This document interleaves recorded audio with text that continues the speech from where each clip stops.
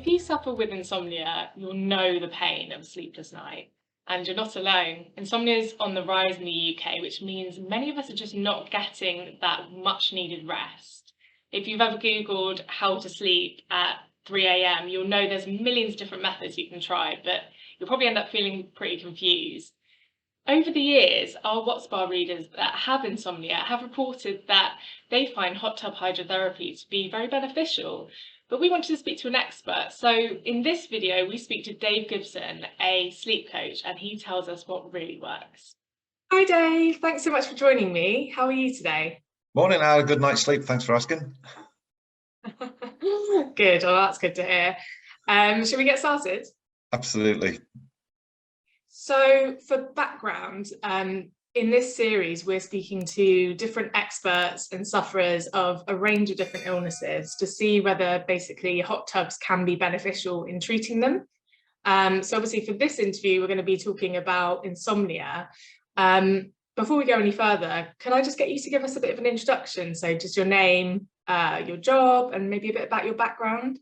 Yeah, well, funny enough, I am an ex-sufferer of insomnia. So, I am a sufferer and an expert. I coach people now on sleep. And I sort of started off as a sort of person in advertising. I quit my job, became an osteopath, 30 odd years ago. And then I sort of quickly sort of realized that a lot of my patients had trouble sleeping, as did I. I inherited my mum's poor sleep hygiene and my poor sleep genes, if you like.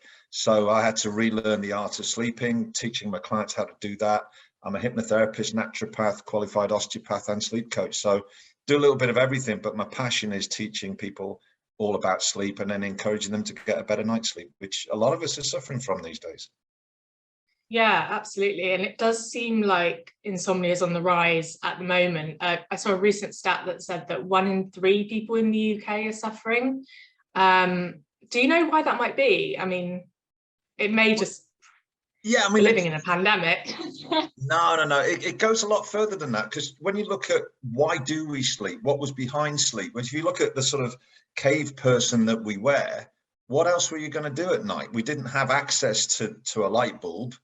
And certainly it was dangerous to go outside. So when you look at why sleep was created, it's a perfect way of the body rejuvenating and for the body to store what's gone on in the day, to recuperate mind, body, spirit. And our memories are formed at night, our immune system's formed at night, our recovery in terms of our body heals at night.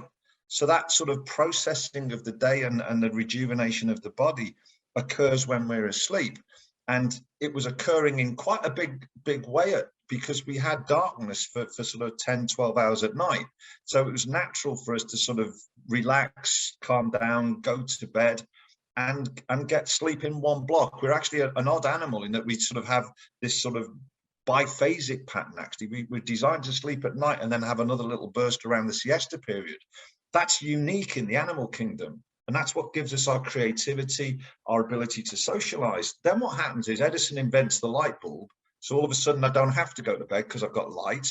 And then we've got this thing called technology. So I've got a 24/7 lifestyle. I can be active. I can do whatever I want. So it's our ability to sort of crowd our day with too much and our underinvestment in sleep. People, do I have to go to bed? If you think about a young child, it's like, oh, Dad, can't I stay up and play on my iPad? And we teach kids, if you've been a good person, you can stay up late and watch the film. So actually saying to children, here's a gift, I'll sleep deprive you. And by the way, if you're naughty, you can go to the bedroom. So the whole positioning of sleep has lacked. It used to be sleep was for wimps. Margaret Thatcher was very, very, very clear. And so was Donald Trump. We're educated that sleep isn't actually good for us. And, you're a bit of an idiot. You're a bit of a wimp if you need 9 hours. Do you really need 9 hours? I only need 7. I'm more man than you. So this whole sort of architecture of sleep is undersold. Then when we get to sort of time poor adults, do I have to sleep? No, I can survive on 6. Well, you can't, because long term, you're going to have a few health problems being stored up. So it's more about lack of education and not enough time and a little bit too much stress. Yeah, that all makes a lot of sense. I mean, I've definitely come to terms with the fact that I need at least 8 hours to function as a normal person, but I know that not everyone's as lucky. I've come to terms with the fact that I can't sleep less than I am doing. So what we do is we sort of fit sleep into the rest of our life, whereas we should actually say sleep comes first, because our ability to perform depends on how much sleep we get, and getting the right amount of sleep is basically, I go to bed when I feel tired and I wake up without an alarm. Very few people do that. Very few people claim to have enough time to do it, myself included. Yeah. So when we're talking about insomnia in particular, are there different types of insomnia then? Yeah, well, I typically sort of split it into disordered sleep and sleep disorders. So sleep disorders are medical conditions like sleep apnea. There's a proportion of the population that can't take the breath in at night, and then that leads to a disrupted sleep pattern where they have multiple wakings, and you're almost sort of losing your breath. You have a sort of panic attack in the heart rate. We wake up. That seeks medical intervention. So it's not the sort of thing that I would deal with, but I'd recognize it and then get somebody to see the doctor, simply with restless legs too. So those are sort of sleep disorders. Then you've got disordered sleep, somebody who over time has lost the ability to sleep when they get to bed. So it's somebody who might be on a night shift, that's disordered sleep. It might be somebody that's giving a lot of care to people around them, that's disordered sleep. But after you build it up for a series of times, it changes into insomnia, because we get to bed and it's like, okay, I know I'm not going to sleep. So we're predicting that we're not going to go to sleep. So therefore we don't go to sleep. And in the end, we end up being more and more anxious. And that gets fed. The less sleep I have, the more anxious I get. The more anxious I get, the less sleep I get. And what happens is that the brain gets conditioned into thinking that I'm not going to go to sleep. Whereas what we need to sort of go to bed with the expectation of being able to fall to sleep easily. And that's really the difference between people who are insomniacs and people who just don't get enough sleep. That it's a very different process where I'm now panicking about lack of sleep and I can't get to sleep and my body clock's all over the place. So part of that process is to actually stabilize your sleep, to get a bit of a regular sleep routine back in place and then build it back from there. So you won't find somebody with insomnia going from 5 hours to 8 hours overnight, but you can build back up. And what we've also found, which is the sad thing, is when you use sleep medication for longer than 6 months, you're no better off had you never used it. So this is a sort of long-term epidemic now, both in terms of, you know, what we've got with COVID, but also what we've got with sleep deprivation. It's a problem for the whole world. So yes, it's important to look at other options, isn't it, rather than just going down the medication route. Obviously some people that is, you know, their first port of call, but the phrase sleep hygiene I've heard a lot. Can you define that? It's good sleep patterns. You know, it's a bit like personal hygiene, it's sleep hygiene. How do I make sure that I'm creating an environment that's right for sleep? And it actually starts at the start of the day. So people think good sleep hygiene is at the end of the day. Good sleep hygiene starts at the start of the day. And actually getting sunlight first thing is important, because it's the difference between the bright days and the dark nights that strengthens something called our body clock or circadian rhythm. So getting outside in the morning, good sleep hygiene. Stopping coffee at lunchtime, good sleep hygiene. Why? Because coffee stops us registering that we've been awake. It blocks the sort of system that calculates how long you've been awake for. And you just don't know that you've been awake for as long. It's adrenalization. And coffee literally has a half-life of 6 hours. So it takes 6 hours to get rid of half of it. So if I had a cup of coffee at 4 o'clock in the afternoon, at 10 o'clock, I've still got half of the effects of it in my bloodstream. There's no way I'm going to go to bed if I've got half a cup of coffee. So imagine drinking half a cup of coffee at 10 o'clock. That's what you've done if you had a cup of coffee at 4. So it's good sleep hygiene, stop your caffeine early, lunchtime. Then when it gets to the evening, don't use your mobile phone late, because the blue light bashes you and keeps you awake because it stops the production of melatonin. But equally, it's stimulating. So instead, find a good sleep routine. Find something that you can do that's regular, because your brain likes routines. So get a good sleep routine, put boundaries around tech, don't eat too late. There's lots of little things that we do, but ideally try and keep your system as regular as you can. And if you can't set the same bedtime or roughly the same bedtime every day, at least get the same wake time every morning. And if you've got sleep to make up, learn to nap around the siesta period, which is where we normally nap. You know, if you think about it, if I go on a long haul flight, I know that my body's got to go to sleep and wake up at a different time. So let's say that I go on a 4-hour journey to a different time zone by 4 hours. My body has to adjust to that. I've got to eat at a different time. I've got to sleep at a different time. What happens if I've got a pattern at night where I go to bed in the weekday at 10 o'clock every night, and then at the weekends I go to bed at 2 o'clock? That's the same thing. So I've created something called social jet lag, and my body clock hates it. All the hormones that control hunger go haywire. I crave food, you know, all sorts of things go wrong. And what we're trying to do is to sort of go back to cavemen days. Go to bed at night, do it in the dark, wake up, get a lot of sunlight, and do it in a regular pattern. Our body clocks are designed to keep us sort of stable and in line with the planet. So go to bed when it's dark, not when and ideally go to bed before midnight. There's a lot of evidence now that if we sleep in line with our body clock, which is designed to go to bed between 10 and 12, that gives us a better quality and quantity of sleep. Absolutely.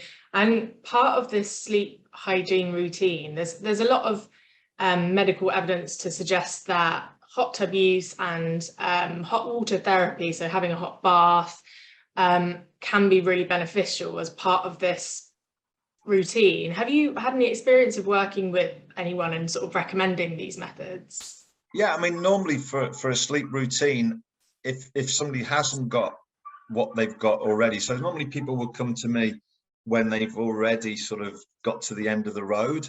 At that point, they normally wouldn't have a good sleep routine. So their sleep hygiene is one thing to fix, if you like, as well as sort of making sure that they only go to bed when they're tired. So once you've sort of set up how they get to sleep and what they do to sleep, you've got to work out, how do I get you from being awake to sleep, that sort of transition.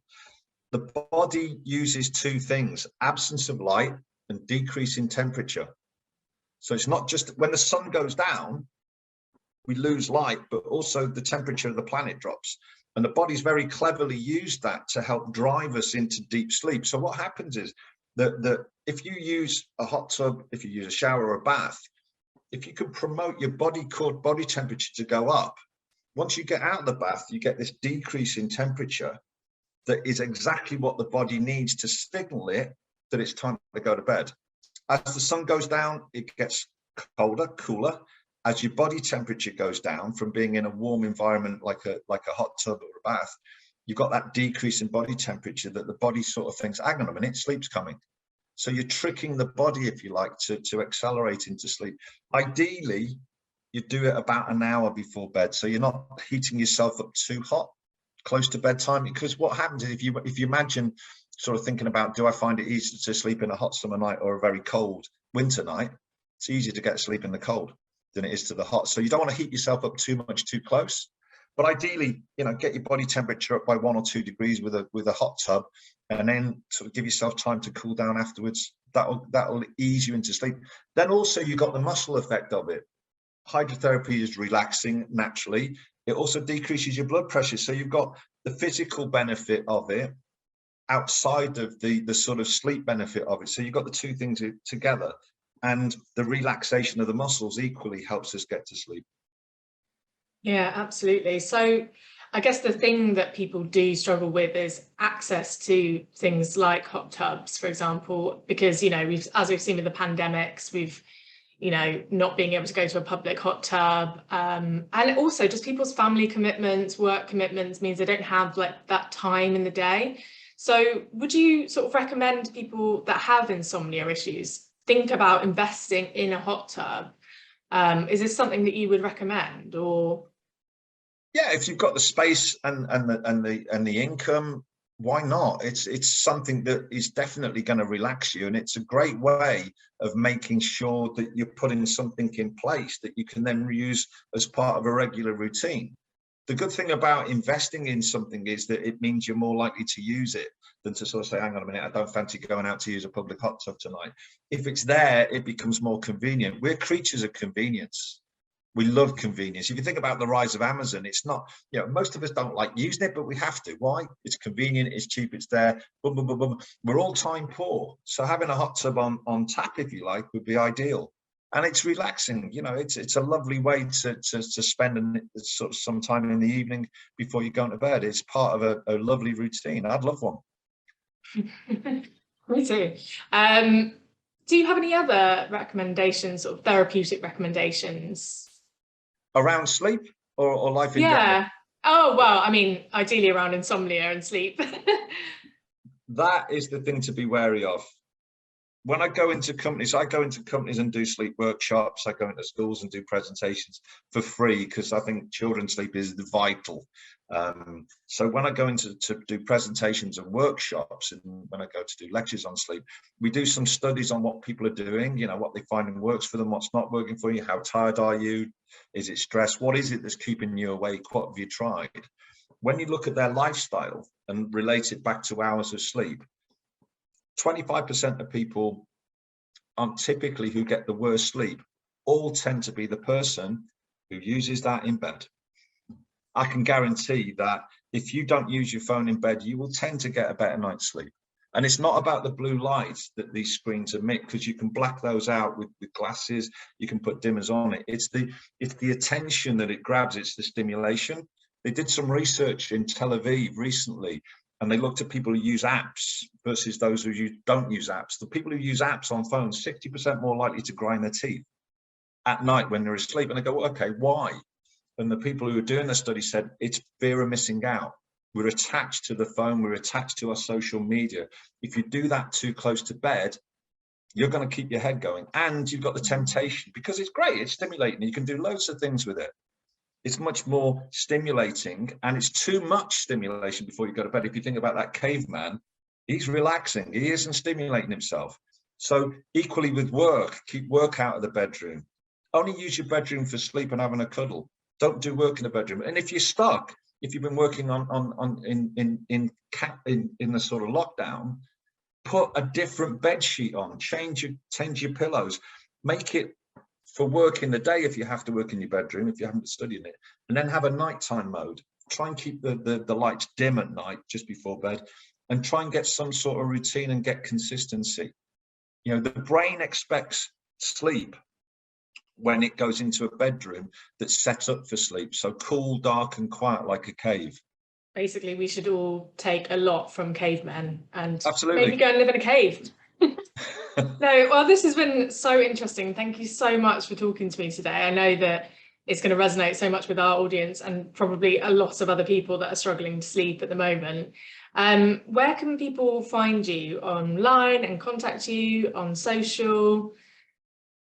I've got a website called thesleepsite.co.uk. It's got a lot of information, tips, backgrounds. I'm online as Dave Sleep Expert, so you know I can be reached on Instagram, Dave G Wellness on Twitter, and you know, if you need any free advice on the back of this, please, you know, look me up, send me an email via Dave at the Sleep Site. I'm also on a site called GiftFit, which means that you can gift a session with me if you want to send it to a friend or family. Oh, that sounds like a great idea for a gift, to be fair. Amazing. Yeah. Well, thank you so much, and yeah, look forward to seeing you soon. But hopefully there's a lot of information. If you haven't got the information from here, please look it up on thesleepsite.co.uk. Thanks so much, Sally. It's been a real pleasure. Thank you.